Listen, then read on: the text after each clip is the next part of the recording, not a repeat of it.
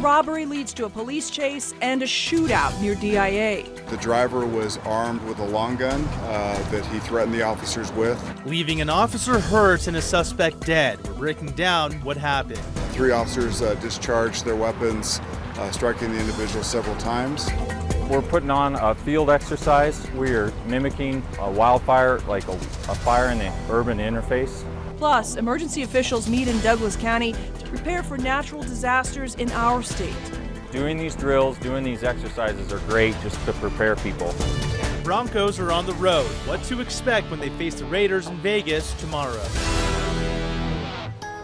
But first, a live look from Lookout Mountain as dark clouds and storms move across the Front Range. We want to get right to meteorologist Stacey Donaldson, who's tracking a line of storms heading for the metro. Hey, Stacey. That's right. We had some rain move through, and it continues to push eastward at this point. A lot of lightning and even some small hail associated with the storm cells that are pushing through the area. Now, just south of Greeley, this is where we're seeing the strongest cell here. It did have a severe thunderstorm warning for it over the last hour. It just expired about 15 minutes ago, but these storms are going to head eastward toward Fort Morgan, so we're keeping a close eye on that. Hail is in the blue shaded areas here just southeast of Greeley, and also here in Denver we have a line of showers on the east side of town from Centennial up toward Aurora, some lightning and some heavy rain as well, but it looks like it has passed the Denver metro and is pushing eastward, but we'll keep an eye on these as they make their way across the plains. Also, I'll let you know when our next chance for rain is coming up. All right, thank you, Stacey. And developing tonight, a 17-year-old boy has been arrested in connection with the murder of 14-year-old Josias Jojo Aragon. Aragon's body was found outside the Southwest Rec Center in Denver with a gunshot wound back on August 8th. Denver police say the suspect is being held on several charges, including first-degree murder and aggravated robbery. Officers are expected to give an update on this case at 5:30, and we will have more coming up tonight on Denver 7. One suspect is dead and an Aurora police officer is injured after a robbery turned into a shootout earlier today. Police say the officer was hurt during the chase, but that officer is expected to be okay. Denver 7's Brandon Richard walks us through what happened. Investigators say this all began as a robbery at this 7-Eleven at Colfax and Sable in Aurora early Saturday morning. They say it ended a few hours later when police shot and killed a suspect near DIA. A massive police presence near Denver International Saturday morning following a chase that ended in an officer getting hurt and one suspect dead. Denver Police Chief Ron Thomas says it started around 2 a.m. in Aurora when robbers hit this 7-Eleven at Colfax and Sable.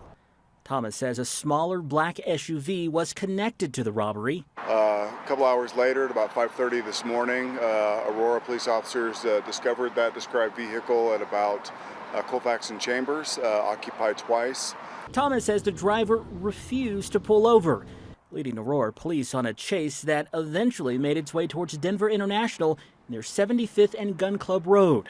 That's when Thomas says Aurora officers performed a pit maneuver, causing the vehicle to crash just yards away from an airport passenger parking lot. We understand that police pursuits, high-speed pursuits, are inherently dangerous, and so we want to end those as quickly as we possibly can when it's safe to do so. And so I think those officers believe that this remote location was a safe location in order to perform that maneuver. Thomas says 2 males jumped out of the car. The passenger ran away and was later taken into custody. Thomas says the driver showed a gun and threatened officers. That's when he says 3 Aurora officers fired their weapons, hitting the driver multiple times, killing him. I do believe that we did locate 2 witnesses, actually employees of the parking lot, that were near enough to hear the gunshots. Thomas says 1 Aurora police officer was injured. That officer was taken to the hospital and is expected to be okay. Brandon Richard, Denver 7.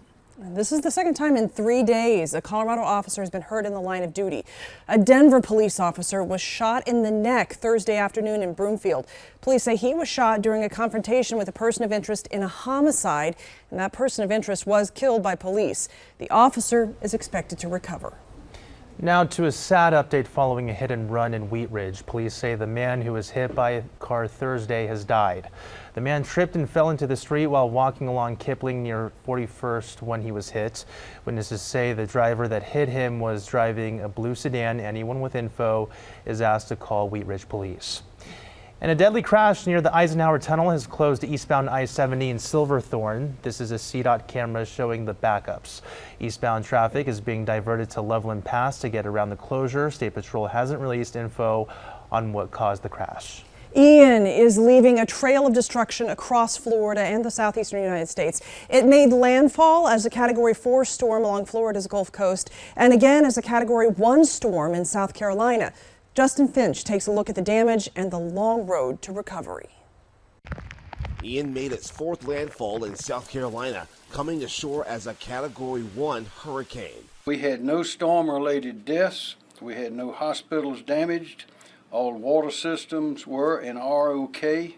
Most of the electricity has been restored. While South Carolina appears to have escaped the worst of it, Florida was hard hit as Ian tore a path of destruction across parts of the state. There's been a great outpouring of support, community, and I've seen a lot of resilience in this community of people that want to pick themselves up and they want to get their communities back on their feet. Residents are just beginning to assess the damage. FEMA on the ground to help with the recovery. And we have already started the planning efforts for what it's going to take to rebuild these communities and recover from this storm, but also recover in a way that makes them more resilient against some of the impacts from these storms in the future. Entire neighborhoods destroyed. Many residents left homeless. I don't have a house. I don't know where to go. I don't know where to live. Many homes in this mobile home park in Venice suffered significant damage. I've never seen devastation like this before, ever. When it hit here, it was 140 miles an hour, and I'm really amazed that there's that many trailers still alive. Most of the neighbors who live here are from out of town, days away from seeing damage like this up close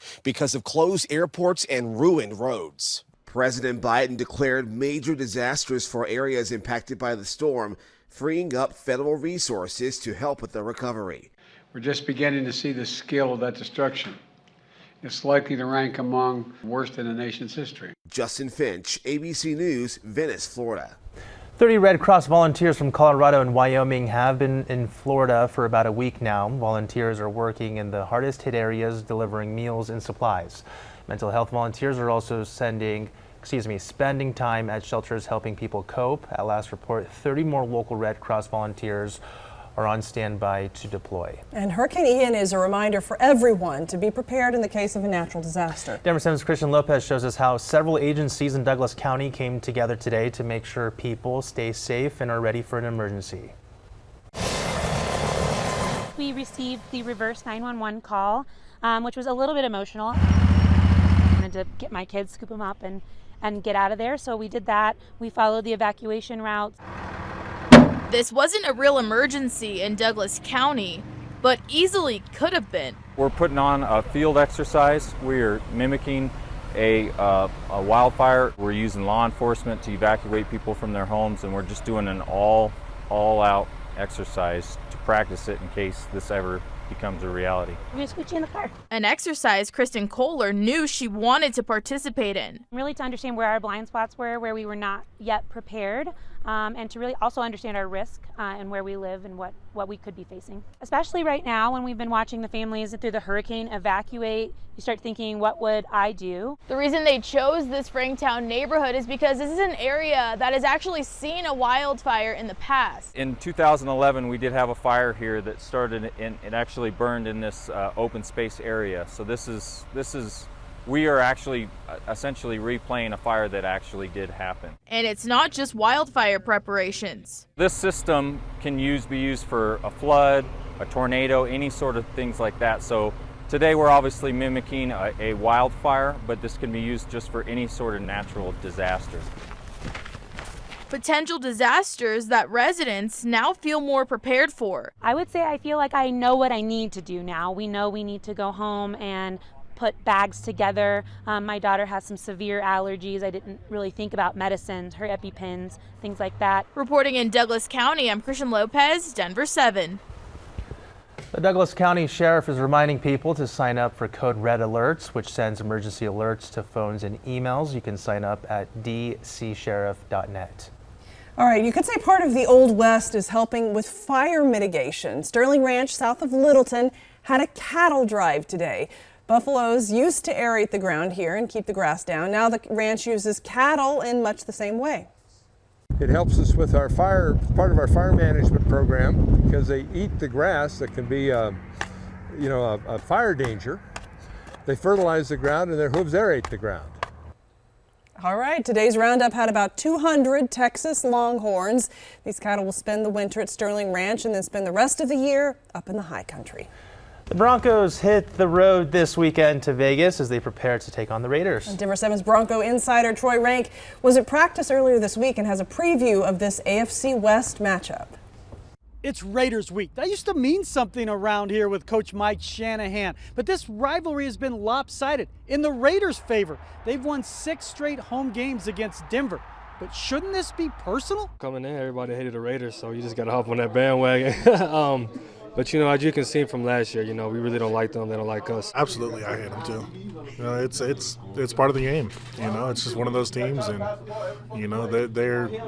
they're fans. Whether they traveled from Oakland to Vegas now, maybe not, but it doesn't change. Our fans are the best in the league, and we're going to go out there and prove that we're still the best defense in the league. A month into the season, the Broncos offense has 1 red zone touchdown. That's not what we expected. But I sat down with Kendall Hinton, and he says this offense, they're close. We're right there at it. We get flashes and glimpses of big plays and all the things different guys can do. I think it's just a matter of putting it together and playing clean football. Broncos players expect a huge sea of orange in Las Vegas, if for no other reason than to boo Josh McDaniels. He practically ran this franchise into the ground, and he's 5-20 in his last 25 games as a head coach. Reporting from UC Health Training Center, Troy Rank, Denver 7. Looking forward to booing him. All right, the Broncos are on the road in Vegas, as Troy said, to take on the Raiders this Sunday, but just so you know, Denver 7 is already looking ahead to Thursday night football. You can watch the Broncos take on the Colts on Denver 7. We're the only broadcast station carrying the game, and our coverage starts at 5. Kickoff is just after 6, and stick with us for some post-game coverage. ABC's Thursday night premieres of Station 19, Grey's Anatomy, and Alaska Daily will be right here, our sister station, Local 3, starting at 7. All right, a Colorado veteran brings new meaning to a career climbing the ladder. Hope you're not afraid of heights as we tag along to a job you might not know existed. Plus, the Biden administration is taking action to prevent future baby formula shortages.